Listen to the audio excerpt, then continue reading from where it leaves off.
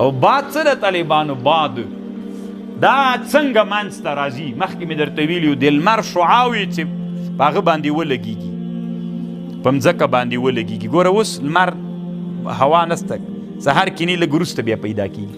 شعاوې چې ولګېدلې نو دا رطوبتي هوا دا وچه سوله، دا پورته خیزي، هغه لمده کته راځي، چې په ټولو ټمبو باندې شروع کړي. طالبانو دا دومره لوی علمي بحث ده. کله چې استرالیا چې دا د دنیا یوه وچه ده او د آسیا کومه ساحې سره، نو هلته ممکن فکر کوم چې کم طرف ته راځي نو چې علما په دې بحث کې دا یې موز لیاده وت.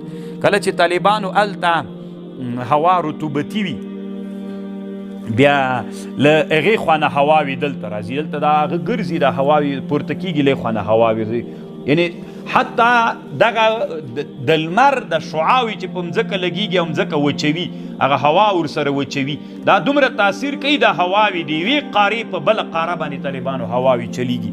کله چې هلته رطوبتي وي هوا، دلته هوا لمر وچوي، نو دا پورته ځي هغه دې خوا ته راځي. بیا کله عکس وي. طالبانو علما پې باندې بحثونه کوي. دا اوس افغانستان کې چې کوم باران کېږي طالبانو دا ورېځې له کوم ځای راځي؟ دا خلک وایي چې دا ورېځې دومره باران په راتلونکو ورځو کې باران وي، ورېځې در روانې دي. دا ورېځې طالبانو د دریابونو له سر نه راځي، ځکه اصل بخار خو د دریابونو په سر وي. ټولې ورېځې طالبانو د دریابونو له سر نه دې خواته راځي. دلته ډېرې کمې ورېځې وي طالبانو چې رطوبتونه. تاسې د سلطان صاحب غره ته وګورئ طالبانو، دا اوس به م انشاءالله ته یو طالب ور وګوره ښکاري درته که نه ورېځ تپې نورو غرونو باندې نسته، په دې غره باندې ورېځ وي. په اوړي کې هم طالبانو هر وخت پې ورېځ وي.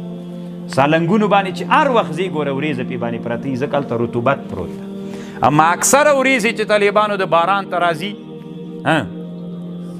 د دریابونو د سمندر نه راسي. الله قرآن کې وایي که نه وایي؟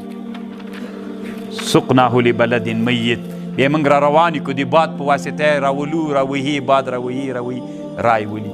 ځکه طالبانو بعضې موسمونو کې باران کېږي او بعضې موسمونو کې باران نه کېږي. اوس د افغانستان کې هر موسم کې باران کېږي که بعضې موسمونو کې، دا ورېځې په هر موسم کې که په بعضې موسمونو کې. دا طالبانو د دغه یوې قارې نه د بلې قارې ته د باد مسله ده. کله له دې قارې نه باد هغې قارې ته ځي، کله هغې ته ځي.